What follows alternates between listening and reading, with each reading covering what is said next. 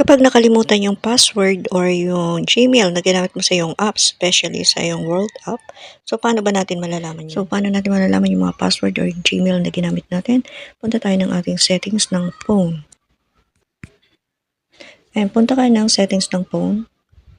Then dito, hanapin mo yung Google. Ayan, Google, pindutin mo yan. Dito kapag marami kang ginagamit na Gmail sa phone mo, so then nakalimutan mo yung Gmail na ginamit mo, so try mo na lang lahat ng Gmail mo, okay, nabuksan. So ito, halimbawa ito yung Gmail. Then makikita mo dito yung password manager. Then ito na yung mga apps na ginamit mo sa Gmail na yan. So hanapin natin yung World app.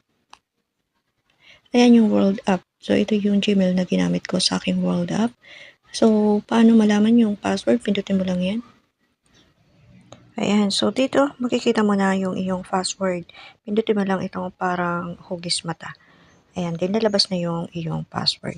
Ayan, ganun lang pag nakalimutan natin yung ating mga password o yung Gmail na ginamit natin sa mga apps natin.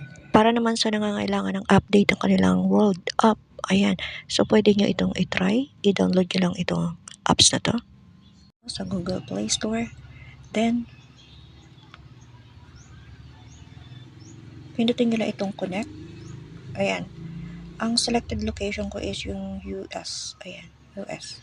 Dito yan sa select server. Pindutin mo lang yung select server, then hanapin mo yung United States. Ayan.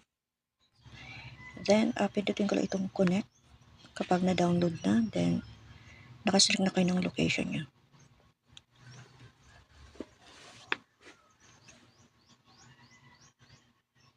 Ayan. Then, pag nakakonect na siya, punta tayo ng Google.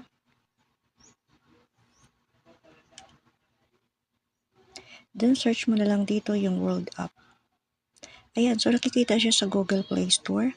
So, try natin i-open to. So, ayan, na-open siya. So, pwede.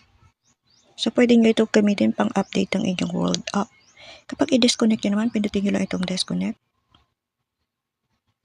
Wait lang natin, kasi may ads. Ayan, disconnect. Pindutin mo yung disconnect. Then, manood lang kayo ng ads dito muna bago matapos para ma-disconnect. Ayan, disconnected na siya. So, pwede nyo itong i-try din na pang-update ng inyong World app. Ayan. Kapag ayaw pa rin gumana, pwede nyo i-try din ito. Hanapin nyo lang ang video na to. Ayan.